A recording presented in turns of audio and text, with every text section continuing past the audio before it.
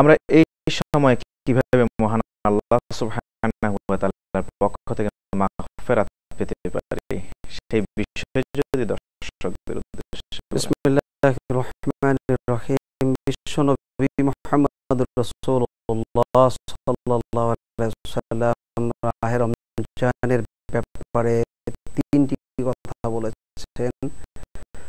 আউয়ালুহু রাহমাহ ওয়া আওসাতুহু মাগফিরাহ ওয়া আখিরুহু ইতকুম মিনান নার। তো আল্লাহ তাআলার কাছ থেকে রহমত পাওয়া ঈমানদারদের জন্য অপরিহার্য, প্রয়োজনীয়।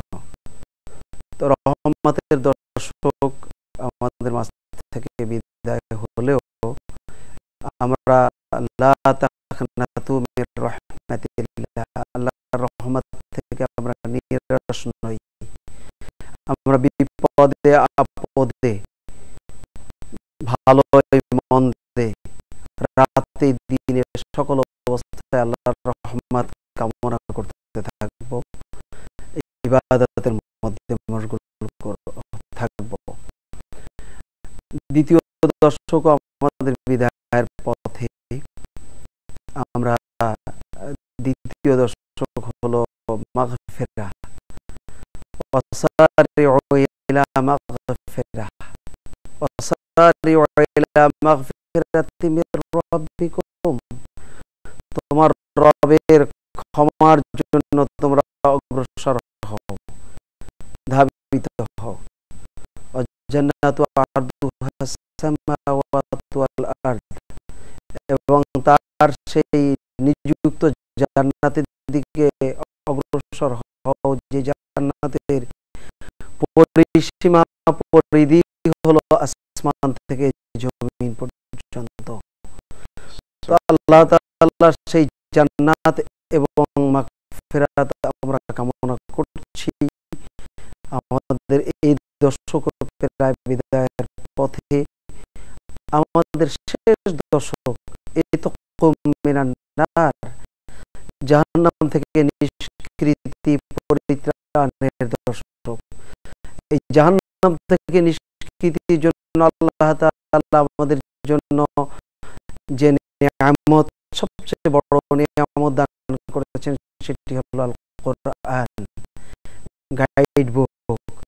কিতাবুন আনসালনাহু ইলাইক লিতুখরিজান নাসা মিনাজ যুলুমাতি ইলান নূর। এই কিতাব তো আল্লাহ তাআলা তার হাবিবকে নাজিল করেছেন জাহান্নামের অন্ধকারে নিমজ্জিত রাস্তায় যারা আছে তাদেরকে আল্লাহর হাবিব মুহাম্মদুর রাসূলুল্লাহ সাল্লাল্লাহু আলাইহি ওয়াসাল্লাম এই কিতাবের দ্বারা, এই কোরআনের দ্বারা বের করে জান্নাতের আলোকিত রাস্তা দেখাবেন। আমরা কোরআনের আলোকে আলোকিত হব, তাহলে জান্নাতের রাস্তা পাবো, জান্নাতের পথ পাবো, জান্নাতের দিশা পাবো। আল্লাহ তাআলা আমাদের সেই তৌফিক দান করুন। আমিন। আসসালামু আলাইকুম ওয়া রাহমাতুল্লাহ। Hello,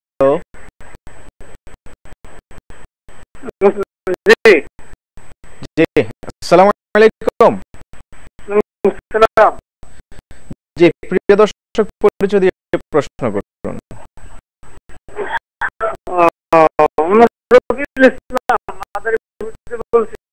G please.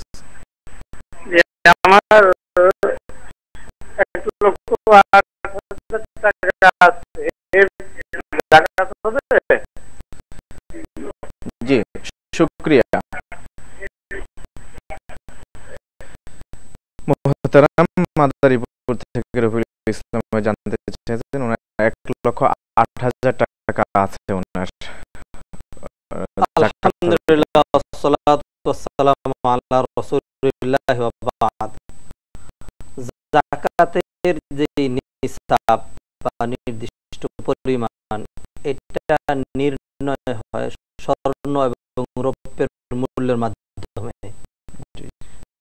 সুতরাং আমরা যদি স্বর্ণের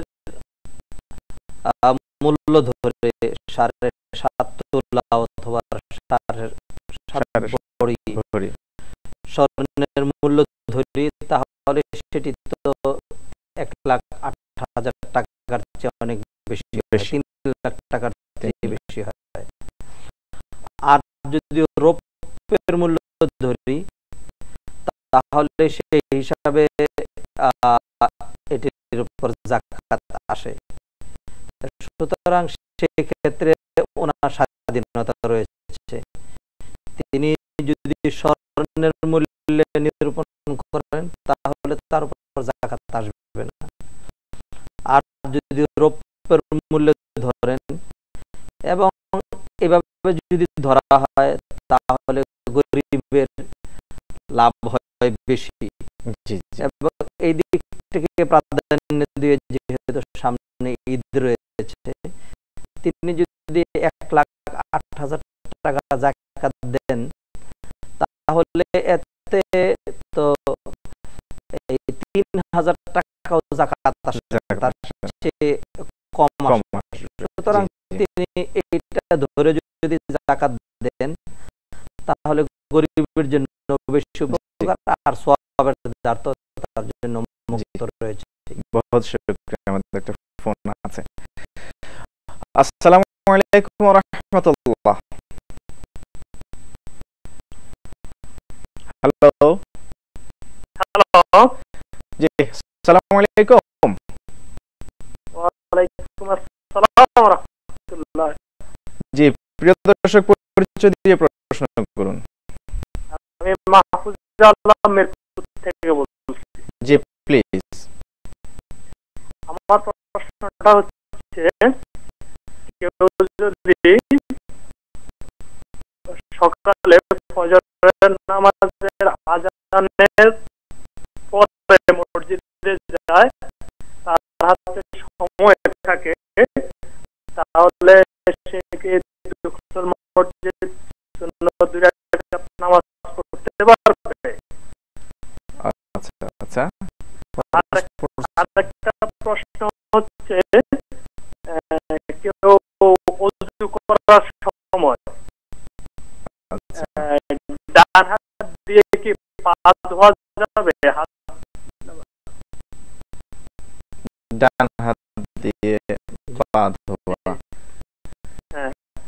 প্রথম প্রশ্নটা এখানে হচ্ছে যে, আমাকে একজন বলতেছে যে যদি আমি আজানের আগে যাই তাহলে আমি দুখুল মসজিদ পড়বো, আজানের পরে গেলে দুখুল মসজিদ পড়তে হবে না, শুধু ফজরের 2 রাকাত সুন্নাত পড়লেই চলবে। আচ্ছা আচ্ছা আচ্ছা, জি ধন্যবাদ মাহফুজ আলম ভাই, আমরা আপনার প্রশ্ন পেয়েছি। জি মুহতারাম, ফজরের আজান হয়ে গেলে কেউ একজন ওনাকে বলেছেন আজানের আগে যদি মসজিদে দুখুলুল মসজিদ পড়তে পারবে, না হলে পড়তে পারবে না। এই ব্যাপারে ইসলাম আজান হয়ে গেলে নামাজ পড়তে পারবে না এটা বলছে। জি, তো এই ব্যাপারে দুখুলুল মসজিদের ব্যাপারে তো জুমার দিন পর্যন্ত আল্লাহ রাসূল সাল্লাল্লাহু আলাইহি ওয়াসাল্লাম খুতবা দিচ্ছিলেন, তখন মসজিদে প্রবেশ করেছেন কোন এক সাহাবী। রাসূল সাল্লাল্লাহু আলাইহি ওয়াসাল্লাম তাকে বললেন যে তুমি জাগো, ওঠো, 2 রাকাত পড়ো, তারপর বসো, হালকা পড়ে নাও। তো খুতবার সময় যদি এটা হতে পারে তাহলে ফজরের নামাজের জামাতের সময় আছে, আজান হয়ে গেছে, অবস্থায় তিনি 2 রাকাত দুখুলুল মসজিদ পড়তে পারবেন। জি জি, ইচ্ছা করলে সর্বসময় ব্যাপারটি হলো যে এই যে দুখুলুল মসজিদ, এটি হলো মসজিদে প্রবেশের সাথে সম্পৃক্ত। সুতরাং এটা এমন এক ব্যাপার, এটা যদি কেউ নিষিদ্ধ ওয়াক্তেও ঢুকে, যেমন ফজরের নামাজের পরে কেউ যদি মসজিদে ঢুকে হারাম শরীফে ঢুকে, তাহলে কিন্তু সেটা পড়তে পারবে। সুতরাং যদি সময় থাকে, আমাদের দেশে মানুষ যেটি উল্টা করে গিয়ে মসজিদে আগে বসে, অথচ আল্লাহর রাসূল সাল্লাল্লাহু আলাইহি ওয়াসাল্লাম বলেন যে ইযা দাখালা আহাদুকুমুল মাসজিদ ফালা ইয়াজলিসান্না হাত্তা ইউসাল্লি রাকাতাইন। তোমাদের কেউ যদি মসজিদে প্রবেশ করে তাহলে সে 2 রাকাত নামাজ পড়া ছাড়া যেন না বসে। সুতরাং সময় থাকলে সে দুখুলুল মসজিদ পড়তে পারে। বহুত শুকরিয়া। আমাদের আরেকটা ফোন আছে, আমরা ফোনটা নিয়েছি। আসসালামু আলাইকুম ওয়া রাহমাতুল্লাহ।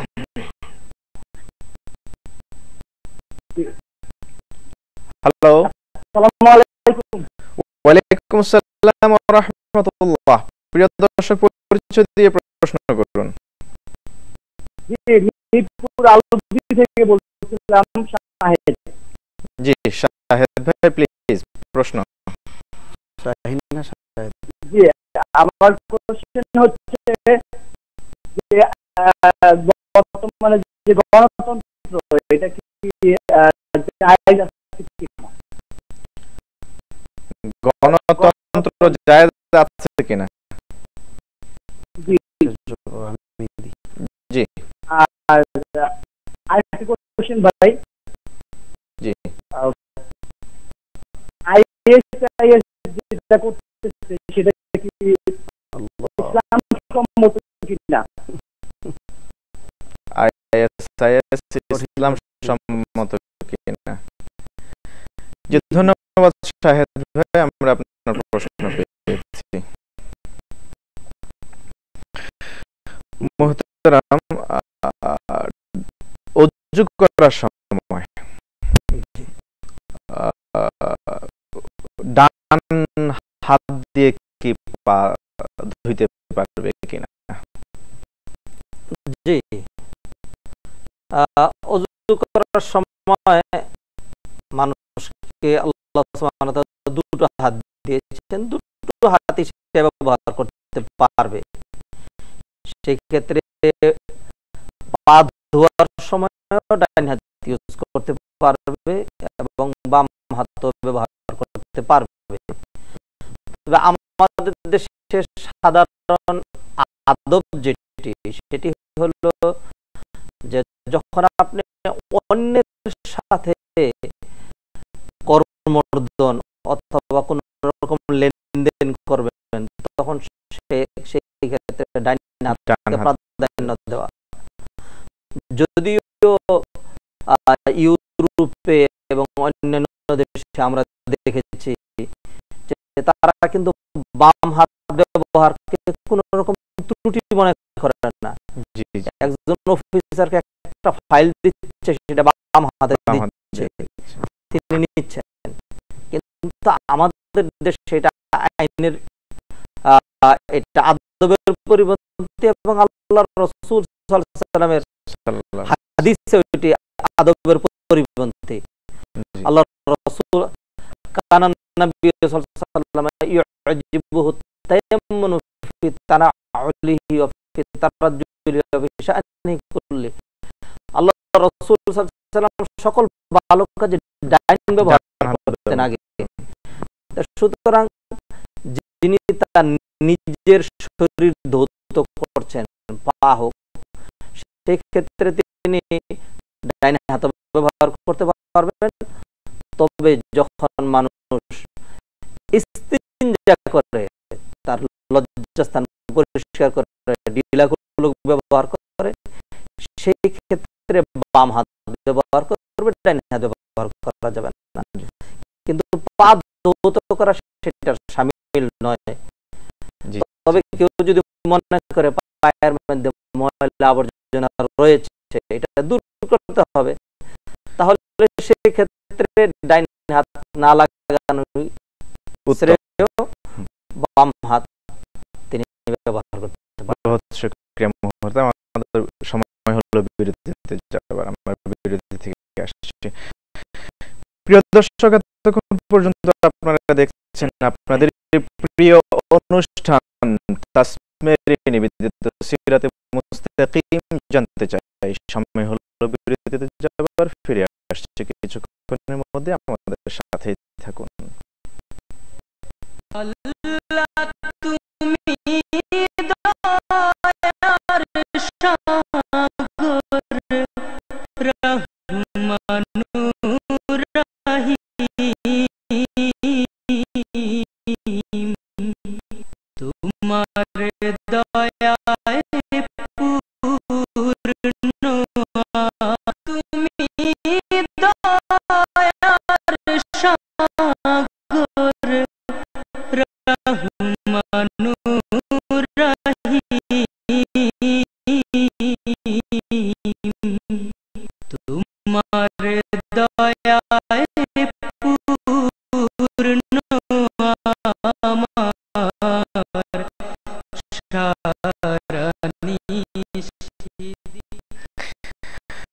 বিরতির পর আবারও স্বাগত জানাচ্ছি প্রিয় দর্শক আপনাদের অংশগ্রহণের সরাসরি অনুষ্ঠান তাসমেরি নিবেদিত সিরাতে মুস্তাকিম জানতে চাই। মুহতারাম, বিরতির আগে আমরা একটি প্রশ্ন পেয়েছি মিরপুরের শাহেদ ভাইয়ের পক্ষ থেকে, যে গণতন্ত্র জায়েজ আছে কিনা, প্রচলিত গণতন্ত্র ইসলাম কি বলে? বিসমিল্লাহির রহমানির রহিম। বিষয়টি যথেষ্ট আবেগ-আপ্লুত একটি প্রশ্ন এসেছে। তো এই বিষয়টি প্রচলিত গণতন্ত্র তো বাংলাদেশে একরকম হতে পারে, পৃথিবীর অন্যান্য দেশে আর একরকম হতে পারে। তো গণতন্ত্র আবিষ্কারক যিনি, তিনি হলেন আব্রাহাম লিঙ্কন। তিনি বলেছেন government for the of the people by the people for the people. এই যে বিষয়টি, এই বিষয়টি ইসলামের সাথে সাংঘর্ষিক, কিন্তু গণতন্ত্রকে ইসলামী স্কলারদের মধ্যে কেউ কেউ বলেছেন যে জনগণের ম্যান্ডেট নিয়ে ভোটের মাধ্যমে ক্ষমতায় যাওয়া, এটা একটা সিস্টেম হিসেবে যদি নেওয়া হয় তাহলে এটা শরীয়তের দৃষ্টিতে হারাম না। এটাকে তো গণতন্ত্রের অনেকগুলো পজিটিভ দিক আছে। গণতন্ত্র আর গণ বিপ্লব, সশস্ত্র বিপ্লব, এইগুলোর তুলনায় গণতান্ত্রিক যে সিস্টেমটা, এই সিস্টেমটাকে আমরা বর্তমান পৃথিবীতে অনেক অনেক দেশে এই পদ্ধতিতে ইসলাম প্রতিষ্ঠার কাজ বিভিন্ন ইসলামী দলেরা করছে। সেক্ষেত্রে ইসলামের সাথে সাংঘর্ষিক কথা স্পষ্টভাবে বলা যাবে না।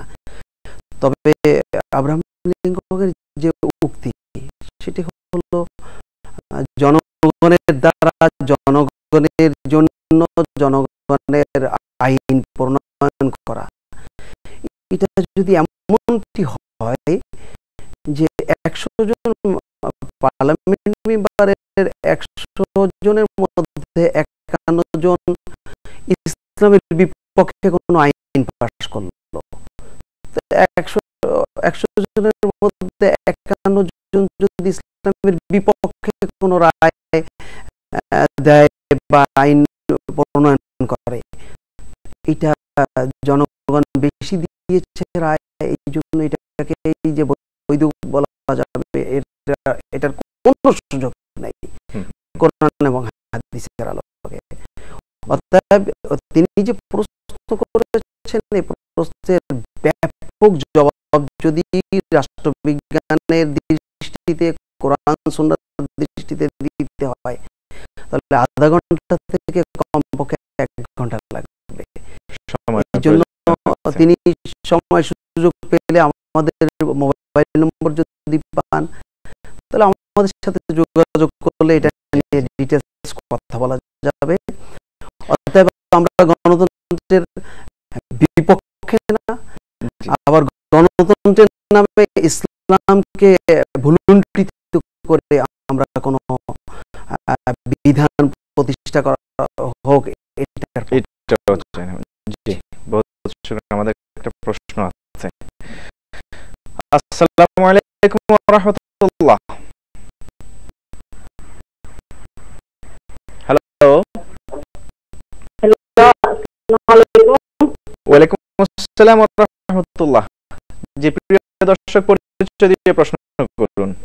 আমি লালবাগ থেকে মিলি বলছি। জি প্লিজ।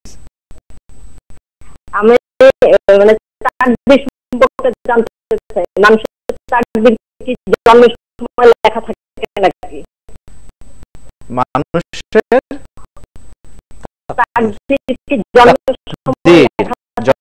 সময় লেখা হয় কিনা? জি, বহুত শুকরিয়া বোন, আমরা আপনার প্রশ্ন পেয়েছি। আসসালামু আলাইকুম। ওয়ালাইকুম আসসালাম ওয়া রাহমাতুল্লাহ। তাকদীরের ব্যাপারে প্রশ্ন করেছেন। জি বোন, অত্যন্ত সুন্দর একটি প্রশ্ন করেছেন। মানুষের যে তাকদীর, এই তাকদীরটা একবার নয়, বহুবার লেখা হয়। একটা হলো তাকদীরে আযালি, যেটা একদম সৃষ্টির পূর্বে, আসমান জমিনের সৃষ্টির পূর্বে। মানুষ তো পৃথিবীতে এসেছে কিছুদিন হলো, কিন্তু আসমান জমিন লক্ষ লক্ষ বছর পূর্বে সৃষ্টি হয়েছে। আর আল্লাহ সুবহানাহু ওয়া তাআলা মানুষের যে তাকদীর, এটা লিখেছেন তারও বহু আগে। খালাকাল্লাহু মাকাদিরা কুল্লি শাই ক্বাবলা আন ইয়াখলুকাস সামাওয়াতি ওয়াল আরদি বি50 আলফ সানা। আসমান জমিন সৃষ্টির 50,000 বছর পূর্বে মানুষের ভাগ্য লেখা হয়েছে। এটা হলো আযালি, অর্থাৎ আদি ভাগ্য নির্ধারণ। এরপরে মানুষের আরেক রকম ভাগ্য নির্ধারণ রয়েছে, যেটি যখন মানুষ মাতৃগর্ভে আগমন করে এবং তার সময় যখন, ওই যে কোরআনে যে ধাপগুলো বলা হয়েছে,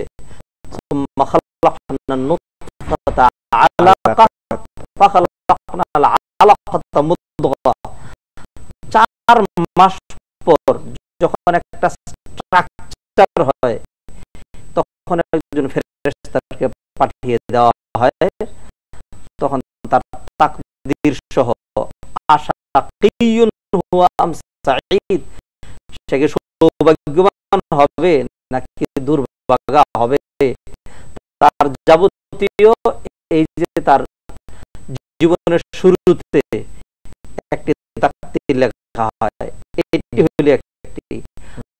আবার মানুষের আসছে, আমাদের একটা ফোন আছে। আসসালামু আলাইকুম ওয়া রাহমাতুল্লাহ। ওয়ালাইকুম আসসালাম। যে প্রিয় দর্শক, পরিচয় দিয়ে প্রশ্ন করুন। আমার নাম শামসুল্লাহ, ভাষণ থেকে জি প্লিজ। এই যে মসজিদে প্রবেশ করে যে 2 রাকাত তাহিয়াতুল উযুর নামাজ, জি, সেখানে ওই ফজরের আযানের পরে থেকে ফজরের নামাজ পর্যন্ত এবং মাগরিবের আযানের পরে থেকে মাগরিবের নামাজ পর্যন্ত নামাজ নাই, অনেকেই বলেছে।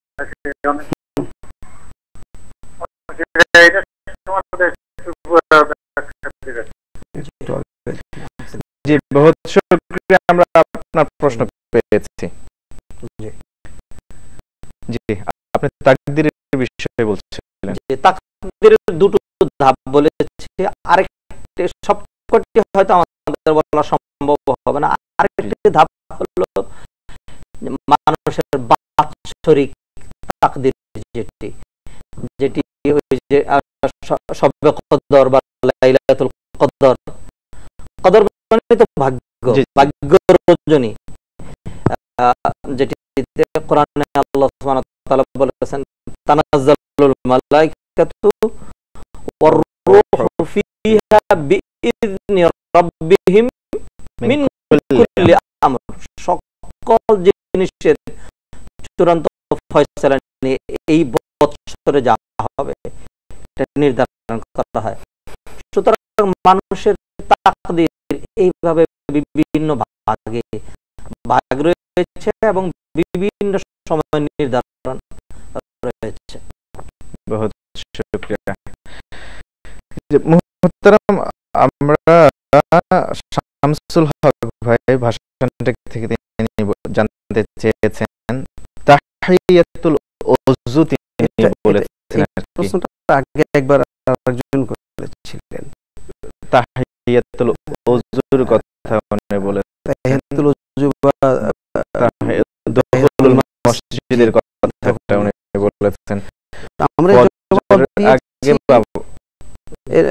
পড়া যাবে, নামাজ পড়া যাবে। আমাদের দেশে একটা রসম চালু আছে যে ফজরের আযানের পরে ফজরের ফরজ নামাজের আগে কোনো নফল নামাজ পড়া যায় না। এটা এটা একটা ভ্রান্ত ধারণা, এবং কোন মসজিদে দেখা গেছে যে মাগরিবের নামাজের আযান হয়েছে, 3-4 মিনিট সময় অপেক্ষা করছেন মুসাল্লিদের জন্য, এই সময় 2 রাকাত তাহিয়াতুল মসজিদের নামাজ বা দুখুল মসজিদের নামাজ পড়ছেন। এটা মুস্তাহাব বা নফল নামাজ, এটা পড়ার ক্ষেত্রে কেউ কেউ বাধা দিচ্ছেন। এটা আরো বিশেষ, এটা ইসলামে সাবেত রয়েছে, হাদিসে রয়েছে, এটা পড়া বৈধ। এই ব্যাপারে কোনো কনফিউশন রাখার কোনো প্রয়োজন নেই। বহুত শুকরিয়া। আমাদের একটা ফোন আছে, নিয়ে নিচ্ছি। আসসালামু আলাইকুম ওয়া রাহমাতুল্লাহ। আসসালামু আলাইকুম ওয়া রাহমাতুল্লাহ। ওয়া আলাইকুম আসসালাম ওয়া রাহমাতুল্লাহি ওয়া বারাকাতুহু। প্রিয় দর্শক, পরিচয় দিয়ে প্রশ্ন করুন। আমি শাহিন কুমিল্লা থেকে বলছিলাম। জি প্লিজ। যে আমার একটা প্রশ্ন হচ্ছে যে আমরা রাস্তাঘাটে চলাফেরা করে দান করতে গেলে অনেকেই জানি যে আমার অনেক টাকা পয়সা সুদে লাগায় এবং অনেকে জানি যে তাদেরকে দান করার ক্ষেত্রে আমি এটা বলার জন্য যে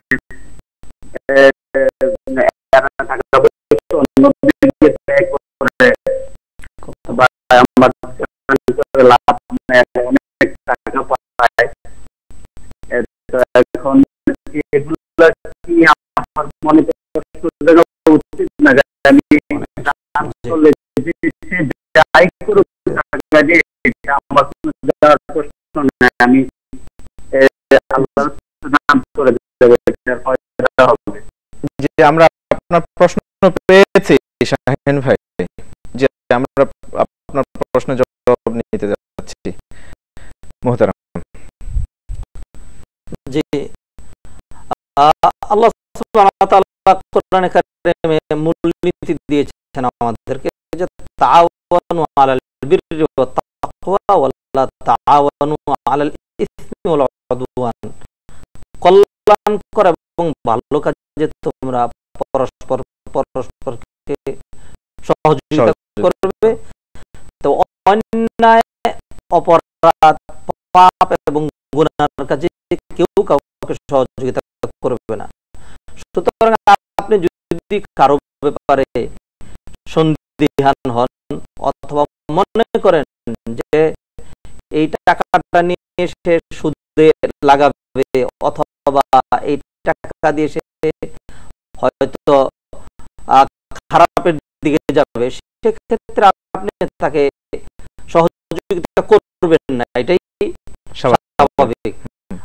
আর যদি কাউকে দেখেন যে আসলেই নেহায়েত অপারগ অথবা প্রতিবন্ধী, আপনি যদি তাকে এত কিছু চিন্তা না করে তাকে এমনিতে বাহ্যিক অবস্থা দেখে তাকে সহযোগিতা করেন, একজন সাইল হিসাবে তাকে বঞ্চিত করলেন না, তাহলে আপনার প্রতিদান আল্লাহ সুবহানাহু ওয়া তাআলা আপনাকে দিবেন।